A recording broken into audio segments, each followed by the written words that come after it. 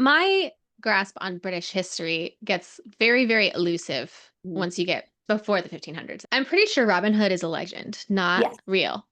There's a guy who might have been him, but like it's Yeah. like King Arthur. There may have been a guy named King Arthur. He did not have a round table. Okay. So, what was your approach to walking the line of filling this story with historical world building versus telling the romance story?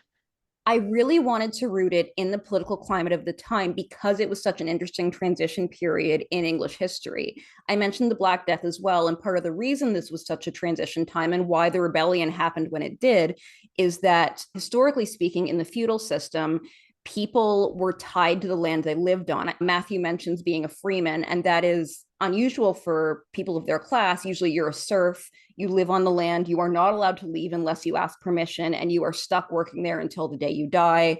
There's no bargaining power because there are more people who need work than there are jobs available.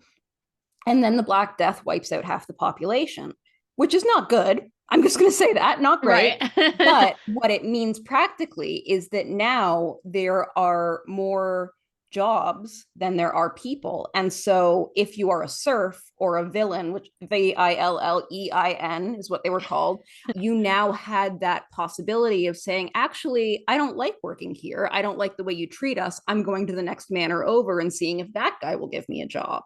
So I always knew that I wanted to root it specifically in that period because it was such a time of upheaval and change and possibility.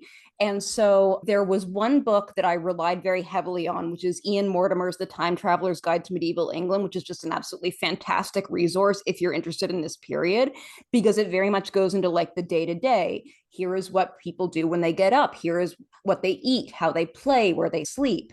And I wanted to make sure that the conflicts were also rooted in this. So, for instance, the fact that Elizabeth now has to go to the Lord of the Manor, the father of her child, and say, will you please let me leave to marry this man? Because you needed permission to marry too. And lords could also say, well, I need more workers, and you are a woman of childbearing age and you don't have a husband, and I need you popping out babies for me to make more workers. So you're going to marry this guy and you don't get a say. So there was so much coercion isn't even the right word because it's like there was no persuasion. It was just, you're going to do this. I Yeah. wanted to set it in that milieu of I have so few choices in my life because I think that's what makes historical romance so interesting is that it's setting characters in a place where they have restrictions on their lives that are wildly foreign to us now, but it informs every choice they make. And I wanted to make sure that came through clearly.